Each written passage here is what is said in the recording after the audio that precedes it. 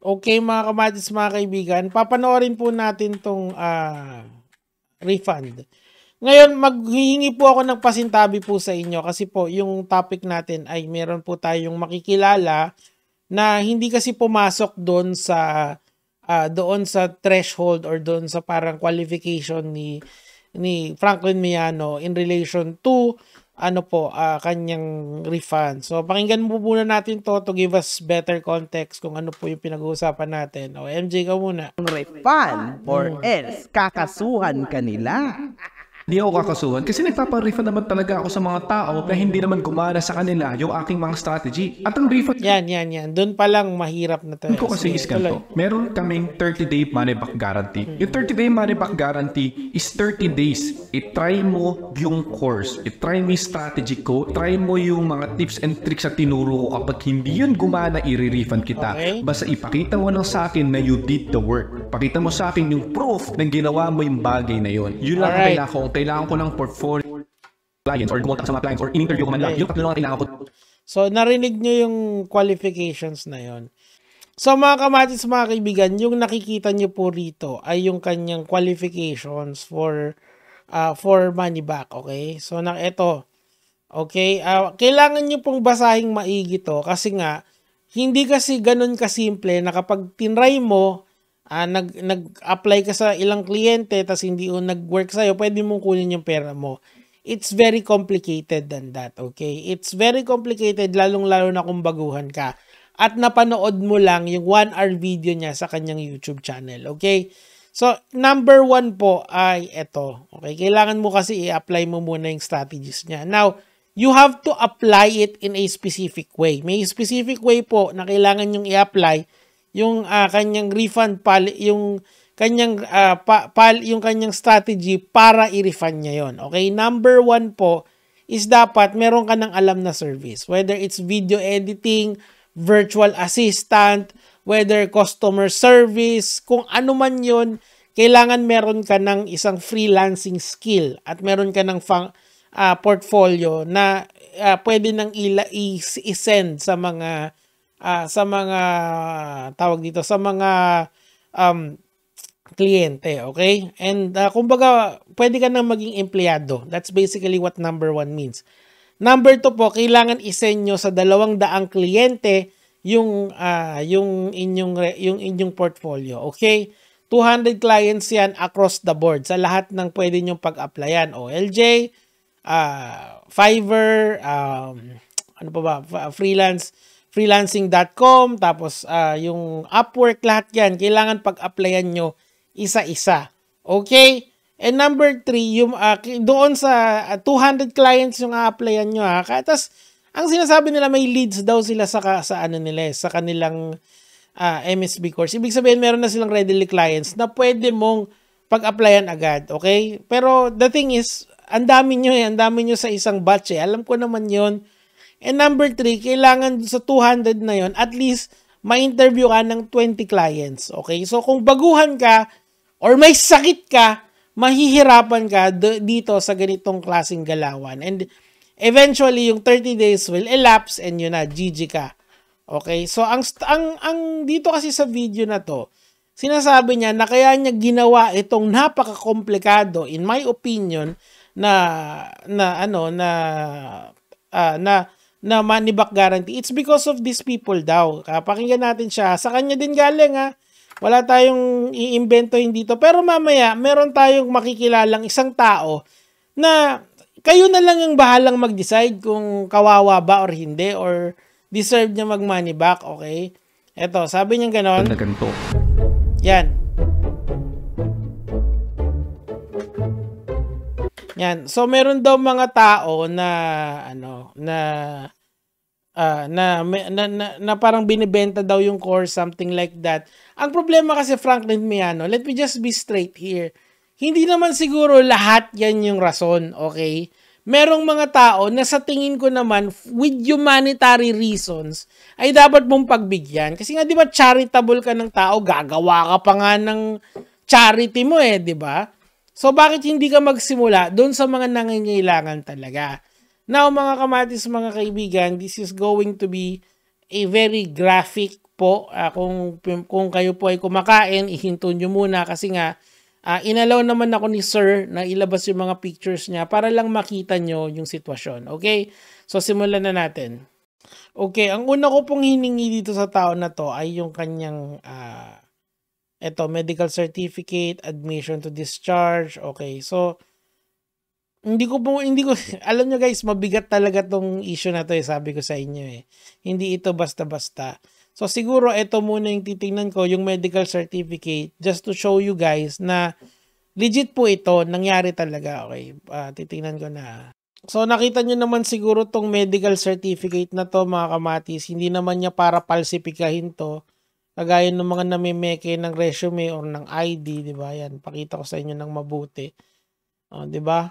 So, talagang legit and meron pa siyang mga follow-up documents Ni-request niya lang sa akin na kasi nandito yung pangalan ng doktor niya, wag ko daw ibigay. Pero saka yung sa kanya at saka yung finding sa kanya, okay lang naman. Now, para lang i-drive home the point, papakita ko sa inyo yung pictures na sinend niya sa akin. Kasi talagang sabi ko nga sa inyo, kung pasintabi lang po, lalong-lalo na sa mga kumakain kasi medyo mabigat sa damdamin to. Ayan.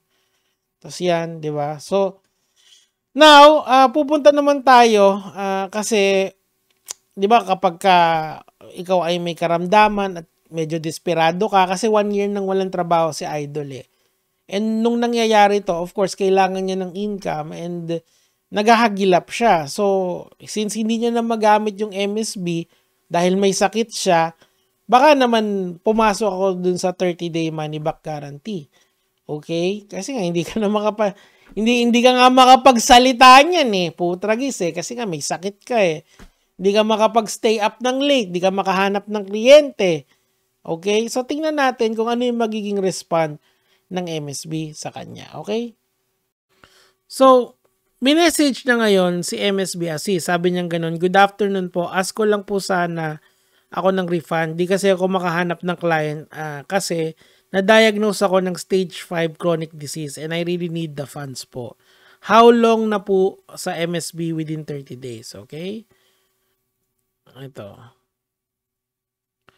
Teka lang. Ayan. Last year pa po kaso June po last year naging weak ako. Nag-collapse ako. Then medical na po. Di kinaya nag-fail po yung kidneys ko. Ayan. Then may official diagnosis po ng dialysis ko started September. Kailangan ko po talaga ma'am yung pera para sa treatments. Follow up ko lang po. Okay.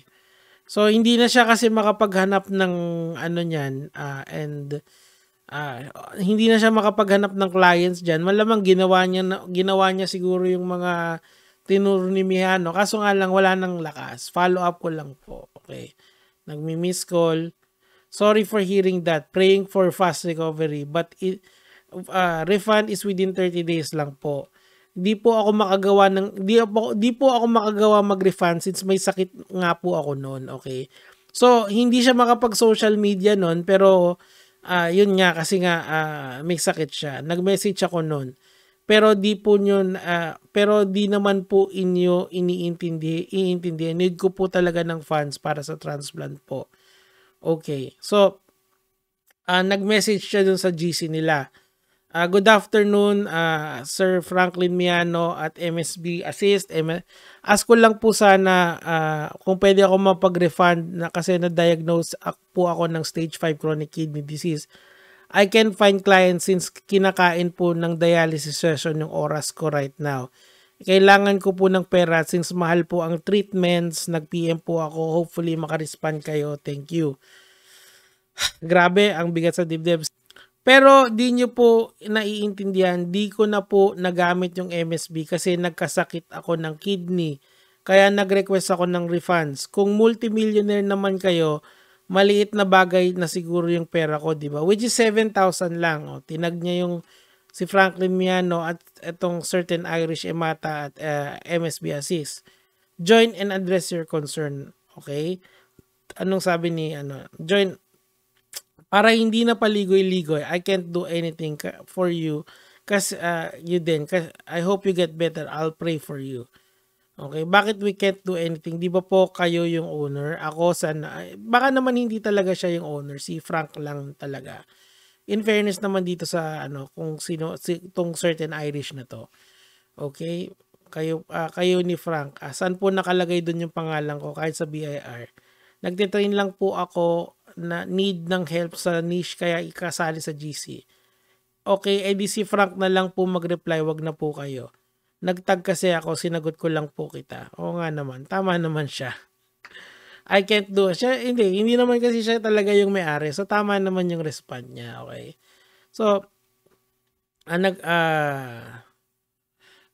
okay. Pasensya na po kaysa naman masin lang kita. Tama naman. Maayos naman kausap to. Okay. So, okay. Mag-partner kasi kayo, kaya tinag kita para makarating kay Frank. Walang nagre-reply ng maayos, sabi ni Idol. Okay.